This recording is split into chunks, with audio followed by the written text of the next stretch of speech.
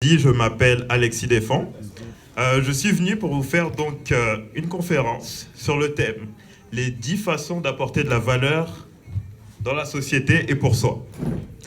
J'ai dit 10 façons, puis ensuite j'ai regardé le temps qui m'était imparti, puis je me suis dit que j'étais peut-être un peu ambitieux, que j'allais peut-être me calmer et que ces 10 façons-là, on allait les réduire en 3 façons. Est-ce que 3 façons, ça vous va? Ok, les 3 façons, il y aura les 10 façons à l'intérieur, donc tout va bien. Et on dit en général que l'auditoire retient seulement 10% de ce qu'on dit. Donc vous allez avoir besoin de retenir une seule des 3 façons. C'est bon pour vous? Ok, c'est parfait. C'est parfait. Donc je vous l'ai dit, je m'appelle Alexis Desfonds. Je voulais tout d'abord vous remercier, vous, d'être présent, d'être là. Vous êtes, je vois, concentré, vous m'écoutez, j'aime ça, donc ça fait plaisir.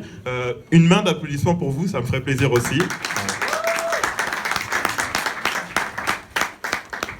Je voulais aussi remercier la SOCAM. La SOCAM, c'est grâce à eux qu'on est réunis aujourd'hui. C'est eux qui ont organisé cet événement. Donc j'aimerais aussi qu'il y ait une main d'applaudissement pour la SOCAM.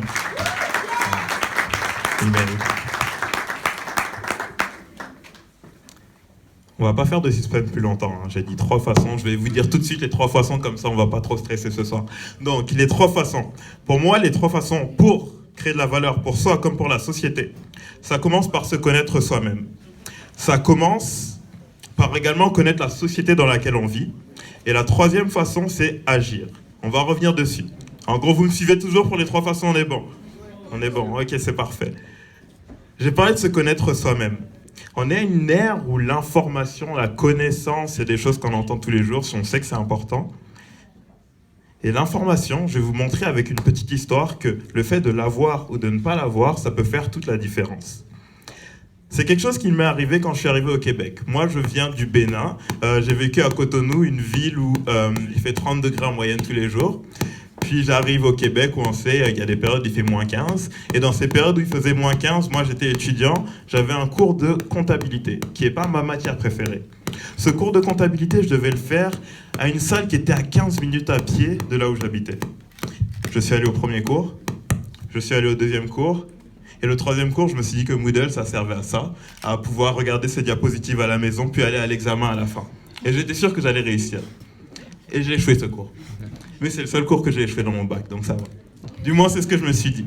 Parce que l'année d'après, je devais aller en échange aux États-Unis. Puis pour aller en échange, il faut avoir une certaine moyenne pour avoir accès à une bourse, qui était à l'époque de 4000 $. Et à ce moment-là, disons qu'à cause de ce cours que j'ai échoué, j'ai raté la bourse à 0,1 point. Donc, le fait d'avoir raté mon cours parce que j'avais soi-disant trop froid, ça m'a coûté 4000 $ minimum. On ne compte pas le fait d'avoir eu à reprendre le cours, le fait d'avoir acheté des manuels encore à nouveau. Bref, tout ça pour dire que le fait de ne pas avoir eu la bonne information au bon moment m'a coûté pas mal d'argent. Ça, je vous le montre avec cette histoire-là, mais ça se passe dans beaucoup de choses. On parlait de la connaissance de soi, par exemple. Le fait de se connaître, c'est primordial, selon moi. Déjà, pour moi, je vais vous dire la meilleure manière que je connaisse pour apprendre à se connaître, parce que c'est celle que j'ai pratiquée. Je tiens à dire que ce que je dis, c'est mon opinion, c'est ma façon de voir les choses. Ce n'est absolument pas une vérité tranchée et vous êtes libre de remettre en question tout ce que j'ai à dire parce que, voilà, je ne détiens pas la vérité. Donc, ma manière à moi de savoir se connaître, c'est de s'investir. De s'investir, moi, pendant que j'étais justement encore aux études, ce que j'ai eu à faire, c'était à chaque fois aller dans des associations, voir ce que je savais faire, aller dans une autre association, voir où étaient mes limites, voir qu'est-ce que je savais bien faire, qu'est-ce qui ne marchait pas vraiment. Puis, à un moment, j'ai pu savoir qu'est-ce qui était vraiment important pour moi, qu'est-ce qui l'était moins. On va voir les limites du micro, je pense. Okay, c'est bon. Donc, en faisant ça, j'ai pu voir ce qui était important pour moi. Plus j'ai su ce qui était important pour moi et plus j'étais capable d'apporter de la valeur. Parce que je savais ce que je valais en fait. Je crois que ça fait du sens, même si je répète un peu les mêmes mots. Oui, ça fait du sens. Ok. Donc, je me suis retrouvé dans ces associations et à chaque fois je savais à chaque fois qu'est-ce que je pouvais amener. Je parlais aux gens, j'étais capable de dire, ok, moi je sais faire ça, j'ai été capable de faire cela, je peux t'apporter cela. Et là, ça convainquait les gens. Parce que, est-ce que vous êtes d'accord avec moi que plus on se connaît, et plus on est capable de se vendre. Est-ce qu'il y a des gens ici qui sont finissants, étudiants finissants? À main levée. Parfait. Ceux qui ont passé cette étape, est-ce que vous êtes d'accord avec moi pour dire que, par exemple, dans le milieu professionnel, c'est important de savoir se vendre? Yes, sir. C'est pas mal important. Encore une petite histoire, écoutez. La première fois que j'ai eu à chercher un emploi dans mon domaine, ce qui s'est passé, c'est que j'étais confiant. Je me disais, écoute, je pratique le développement personnel, je me connais, pas beaucoup de personnes font ça. Donc quand je vais aller en face du premier recruteur, il va sentir que moi, je me connais mieux que les autres et ça va faire toute la différence. Donc il me posait ces questions et moi, je jouais la carte du mystère. Je me disais, écoute, ah oui, je disais, je sais, s'il voit que je sais de quoi je parle, il va vouloir me poser plus de questions. Et donc, c'était une agence de placement, c'est-à-dire qu'ils vous placent dans plusieurs entreprises, ils vous proposent dans plusieurs entreprises, et en général, ils vous appellent assez régulièrement si votre profil leur plaît. Et je n'ai jamais eu aucun appel de leur part. Je pense que ça n'a pas marché. Pour avoir l'emploi que j'ai eu aujourd'hui, je peux vous dire que j'ai adopté une toute autre manière de faire. Ce que j'ai dû faire là, c'est que vraiment je suis arrivé presque, j'avais un fichier Excel en disant ok, voilà ce que je peux faire, voilà ce que j'ai apporté, voilà les expériences que j'ai. Et c'est comme ça, c'est grâce à ça que j'ai pu effectivement me démarquer. Tout ça pour dire que se connaître, ça permet de pouvoir mieux se vendre par la suite. On connaît sa valeur, on connaît sa qualité. Donc ça aide au niveau personnel, ça aide au niveau professionnel, ça aide aussi au niveau culturel. Aujourd'hui, on est en train de parler, notre conférence c'est l'Afro-Touch, et on parle des les liens entre le Québec et les cultures africaines. Qui ici, à main levée, n'est pas né au Québec? Une bonne partie. Est-ce que vous êtes d'accord avec moi pour dire qu'on est quelque part des ambassadeurs de nos pays? Ouais. Justement, et le fait d'être ambassadeur de nos pays, ça veut dire que quand quelqu'un va venir vers nous, il faut qu'on soit capable de parler de chez nous, de parler de notre culture, de dire ce qu'on fait chez nous, ce qu'on ne fait pas. Ça marche aussi pour les gens qui sont nés au Québec. Quand on vient vers vous, nous qui sommes étrangers, qui voulons apprendre sur le Québec, il faut que vous soyez capables de nous dire, ok, voici comment nous ça fonctionne, comment nous on a toujours fonctionné. Nous dire en fait comment ça fonctionne de votre côté, tout simplement.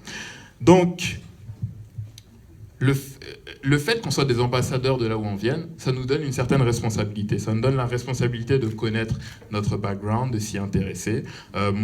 Moi, par exemple, comme je disais, je viens du Bénin, j'essaie de m'intéresser au maximum à l'histoire de mon pays, aux musiques de mon pays.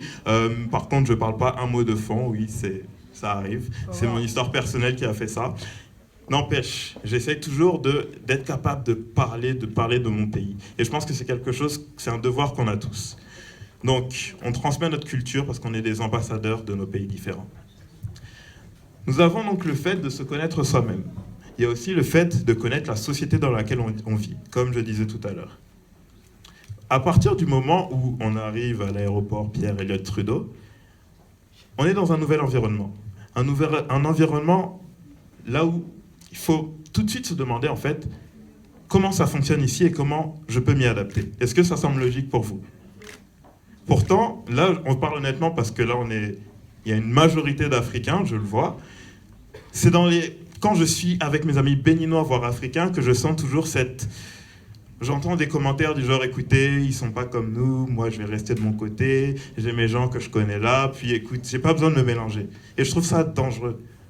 C'est dangereux parce qu'on se prive de quelque chose quand on fait ça. Dans le développement personnel, on parle des 4 niveaux de compétences. Les 4 niveaux de compétences, c'est le premier, vous êtes inconsciemment incompétent.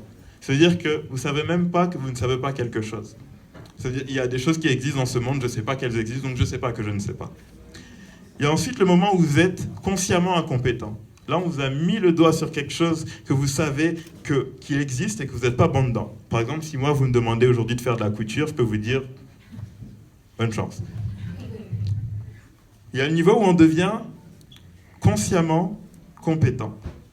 Vous m'avez parlé de couture, tout le monde s'est moqué de moi et j'ai compris que ok, très bien, je vais vous montrer que moi je vais savoir coudre. Et dans ce cas, je vais rentrer chez moi ce soir, je vais aller sur internet, je vais regarder toutes les vidéos sur YouTube et vous allez voir que je vais vous coudre une écharpe là magnifique.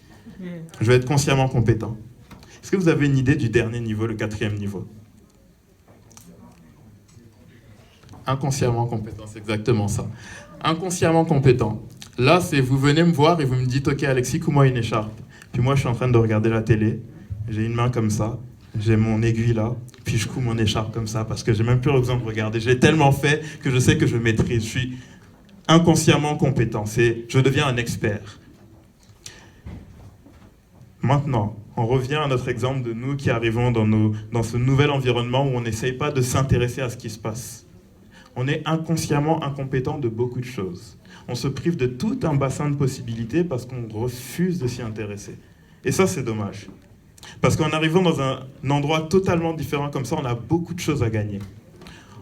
On a des manières de voir, des manières de faire avec lesquelles on peut s'enrichir, mais on s'en prive volontairement. Et c'est vraiment, pour moi, c'est quelque chose de dommage.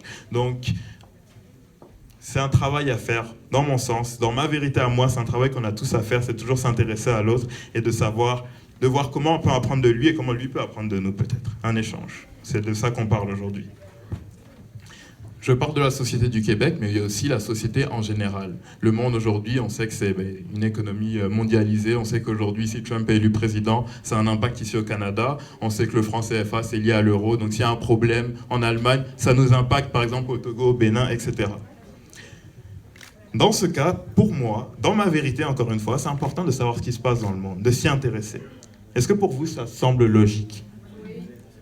Et encore une fois, pourtant, je sais que moi, ça m'arrive des fois d'arriver vers des gens et de leur dire écoute, même pas d'arriver vers des gens, mais juste de commencer à parler. Puis je sens que les gens me disent écoute, moi, je suis pas là pour ça. Genre, moi, j'ai pas envie de stresser aujourd'hui. Genre, me parle pas de ce genre d'affaires-là. Et c'est, encore une fois, moi, je trouve ça dommage. Parce que, comme on dit, le monde, le monde, c'est une petite économie. On est tous là, on est tous reliés. Et à partir du moment où on ne s'intéresse pas à ce qui se passe, à partir du moment où on reste concentré seulement sur son petit environnement, sans regarder ce qui se passe en dehors, on est déconnecté d'une réalité. Je dis ça parce que je sais que les fois où moi, par exemple, j'arrive, je vais en club, disons à Montréal, ça m'arrive de temps en temps. Les premières personnes que je vais voir à payer, à sortir les bouteilles, à crier l'alcool, c'est de l'eau, oui, tout ça. Les premières personnes que je vais voir, c'est les miens. Il n'y a pas de problème, parce que dans la vie, il faut s'amuser, c'est important. Mais il y a une balance, il y a un équilibre à avoir. Si on s'amuse, j'aimerais aussi que quand le samedi matin, je vais au musée, que je vois quelques-uns des miens. Quand je vais à une bibliothèque, je vois quelques-uns des miens. Ils ne sont pas là directement après la boîte, c'est normal. Peut-être la semaine d'après ou la semaine d'après. Mais au bout de 5 semaines, il n'y a toujours personne. Là, je me dis qu'il y a peut-être un problème quelque part. On est le continent où il y a le plus de pauvreté, mais c'est nous qui nous affichons le plus. Et je ne sais pas pour vous, mais pour moi, quand je vois ça, ça me dérange. Ça me dérange. Donc, encore une fois, dans ma vérité, c'est quelque chose qu'on a à faire. S'intéresser à ce qui se passe et être capable de autant savoir s'amuser, mais autant être capable d'avoir un impact sur ce qui se passe, s'intéresser pour avoir un impact sur ce qui se passe. On arrive au 3e point. Est-ce que quelqu'un s'en rappelle ? Agir. Sans agir, tout ce qu'on a dit avant, ça ne sert à rien. C'est beau ça sert à rien. C'est beau de se connaître, c'est beau de connaître la société, mais à un moment, il faut faire le pas. Et pour moi, le premier pas, le plus important au côté quand on veut agir, c'est le fait de s'impliquer. Je parlais d'associations tout à l'heure. Si on a des étudiants, c'est s'impliquer dans des associations étudiantes, par exemple. Si on est professionnel, pourquoi pas essayer quand il y a je sais qu'à mon travail, il y a des groupes de discussion pour être capable d'améliorer les choses. Pourquoi pas s'y impliquer ? Pourquoi pas, en fait, ne pas aller vers celui qui est différent pour apprendre de lui ? Et là encore, j'ai envie de vous raconter une histoire. Avec d'un groupe d'amis, ils m'ont proposé d'aller au ski. Est-ce qu'il y a des gens qui sont déjà allés au ski ici ? Ouais. Moi, quand je suis allé, je me suis demandé qu'est-ce que je suis allé faire là-bas. J'exagère. En fait, ce qui s'est passé, c'est qu'on arrive, je ne sais pas pour ceux qui sont allés au ski, hein, ça commence, il y a un télésiège, et puis ils vous déposent là. Et moi, dès que le télésiège m'a déposé, je me suis retrouvé la tête dans la neige. Et puis, le gardien du télésiège, il a dû arrêter tout le télésiège, toute la station de ski à cause de moi. Enfin, c'était ma première fois. Et ensuite, après ça, je me suis retrouvé, on descend, on prend un virage. Et là, encore dans le virage, je me retrouve à perdre mon ski et puis un bâton. Et puis, je me retrouve dans un arbre et puis je comprends plus ce qui se passe. Et j'étais avec un de mes meilleurs amis qui est belge. Lui, il fait du ski depuis qu'il a 5 ans. Et je lui dis, tous les gens avec qui j'étais venu nous avaient dépassé depuis un moment. Puis moi, je lui dis à ce moment, écoute, ça fait 30 minutes qu'on est là, j'arrête pas de rentrer dans les arbres, je comprends pas, on est dans une pente, je tiens pas debout, j'en ai marre. C'est vraiment un sport de blanc, moi je fais plus ce genre de choses, c'est bon. Après, on m'a trouvé une petite piste où il y avait juste une descente comme ça, et puis j'ai juste à la faire, et là c'est bon, j'ai oublié tout ce que je disais, c'était parfait. J'étais tout seul avec les enfants de 5 ans, mais moi c'était à mon niveau, c'était bon. J'ai un peu oublié ce que j'avais dit juste avant. Mais tout ça pour dire, j'aurais pu aussi me dire que, écoute, le ski, c'est pas pour moi, je fais pas ce genre de truc, c'est pas dans ma culture, genre qu'est-ce que vous faites à aller sur... Mais je me suis dit, écoute, pourquoi pas? Qu'est-ce que ça me coûte d'essayer? Qu'est-ce que ça me coûte de voir une réalité différente? Je n'ai pas été déçu, même si je ne vous cache pas qu'ils y vont la semaine prochaine et je ne vais pas aller avec eux.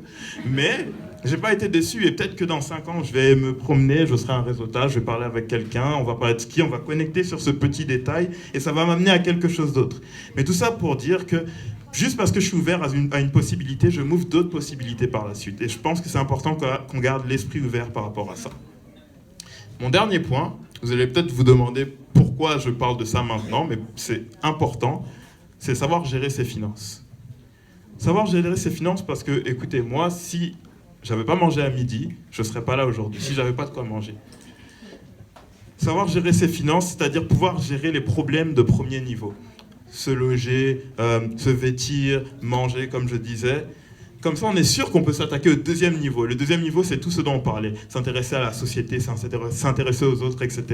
Donc pour moi, c'est important de ne pas négliger juste ses finances. De savoir comment, par exemple, je ne sais pas, nos cartes de crédit fonctionnent, combien je me fais taxer quand j'utilise à chaque fois, etc. C'est important de garder un œil sur ça, juste parce que notre liberté dans ce monde capitaliste-là, elle est là aujourd'hui. Notre liberté...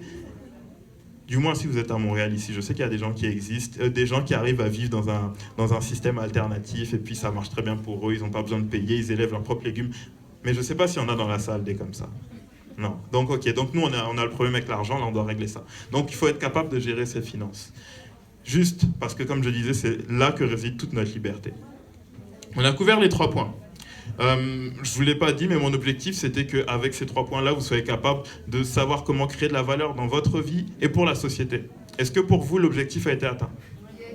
Oui, ça me fait plaisir. Pour résumer, la chose que j'aimerais qu'on garde, c'est vraiment, il faut qu'on soit capable de garder l'esprit ouvert, d'aller vers les autres. C'est comme ça que la création de valeur va se faire. C'est comme ça qu'on va apprendre, qu'on va mélanger les cultures et tout le monde va en sortir enrichi. Merci à vous. Merci Alexis.